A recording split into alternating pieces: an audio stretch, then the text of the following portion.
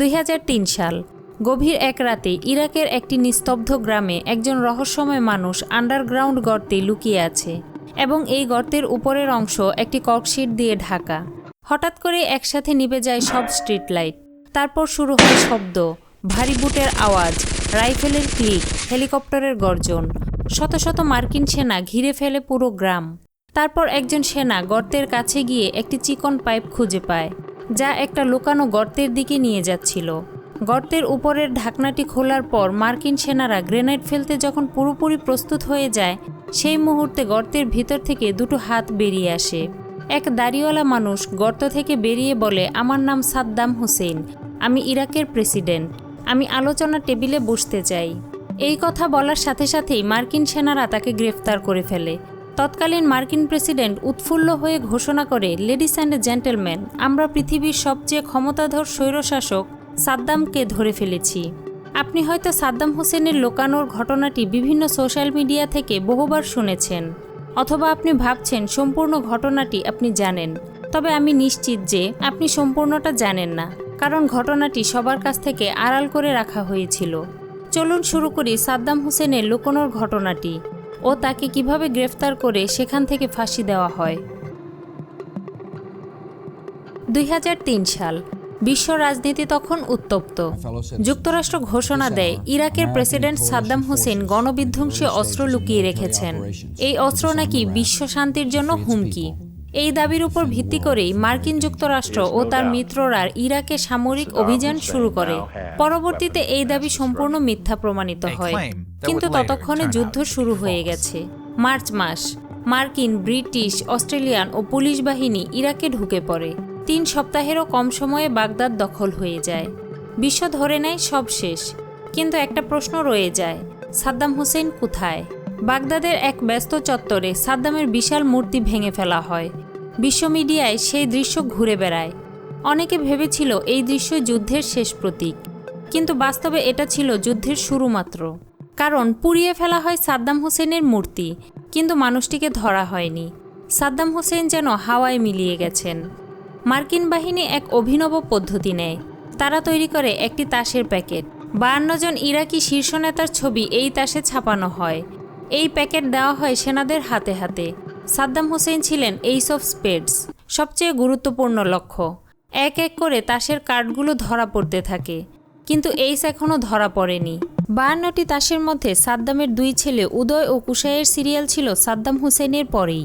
মাসের পর মাস কেটে যায়, তথ্য আসে কিন্তু ভুল তথ্য আসে। নিরীহ মানুষ ধরা পড়ে, অনেকে মারা যায়। মার্কিন সেনাদের অক্লান্ত পরিশ্রমে যখন কোনো লাভ হচ্ছিল না, সেই মুহূর্তে ঘোষণা দেওয়া হয় বিশাল পুরস্কারের। সাদ্দামের জন্য $25 মিলিয়ন আর তার ছেলেদের জন্য $15 million. To gather more information, a $15 million bounty was placed on each brother, and a $25 million bounty was put forth for Saddam. With a reward of $25 million, American troops are increasingly confident that they will soon have the ace in their pack. এটা ছিল মূলত একটা বড় ধরনের প্রলোভন। মার্কিন সেনারাও ছিল প্রচণ্ড আশাবাদী, তারা সাদ্দাম হোসেনকে ধরে ফেলবে।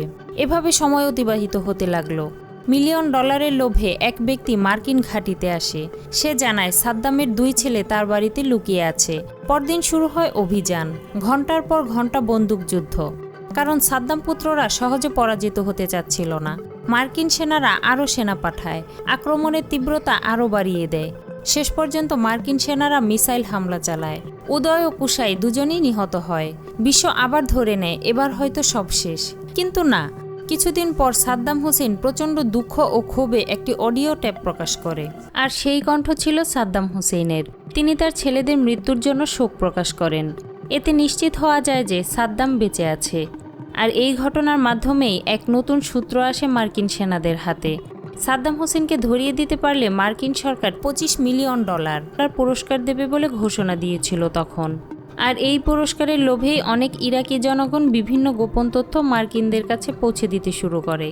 এরপর শুরু হয় অন্ধকার সময়। গ্রামে গ্রামে অভিযান, বাড়ি ভাঙা হয়, মানুষ ধরে নিয়ে যাওয়া হয়, কিন্তু কোনো ফল নেই। সাদ্দাম যেন ছায়ার মতো সবখানে আছে, আবার কোথাও নেই।